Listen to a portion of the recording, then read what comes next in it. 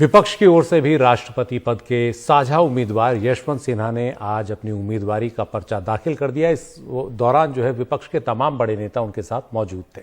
यशवंत सिन्हा ने इसके बाद कहा कि ये विचारधारा की लड़ाई है और इसे वो हर सूरत में लड़ेंगे।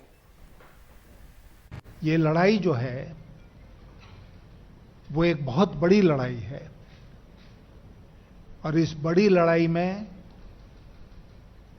अगर मेरा योगदान छोटा भी है तो मैं बराबर तत्पर रहूंगा उस योगदान को करने के लिए।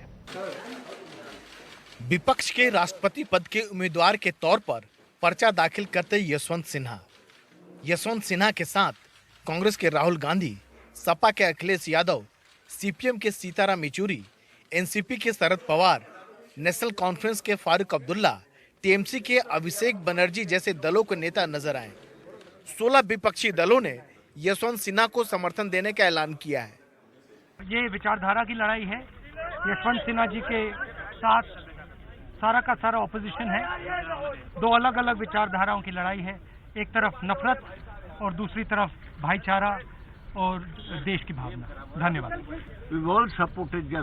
हम लोग यशवंत सिन्हा को समर्थन दे रहे हैं। मुझे लगता है कि ये देश के सर्वोच्च मूल्यों का इंद्रधनुषी गठबंधन है। इससे पहले एनडीए उम्मीदवार के तौर पर 24 जून को द्रौपदी मुर्मू ने अपना नामांकन दाखिल किया है। यशवंत सिन्हा ने कहा कि मौजूदा सरकार सारी संस्थाओं को नष्ट करने पर तुली है, इसलिए राष्ट्रपति ऐसा हो जो इस पर लगाम लगा सके। अगर कोई ऐसा व्यक्ति जाए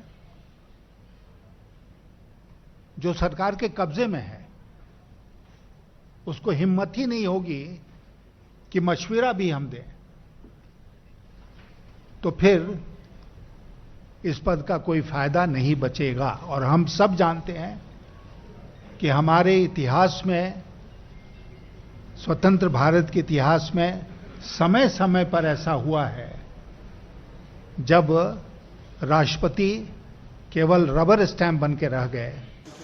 18 जुलाई को राष्ट्रपति पद का मतदान है और 21 जुलाई को नतीजे का ऐलान होगा। विपक्ष के राष्ट्रपति पद के उम्मीदवार यशवंत सिन्हा के पास अभी जीत के लिए जादुई नंबर नहीं है, पर यशवंत सिन्हा और विपक्ष अपनी कोशिश में कोई कसर नहीं छोड़ रहे हैं।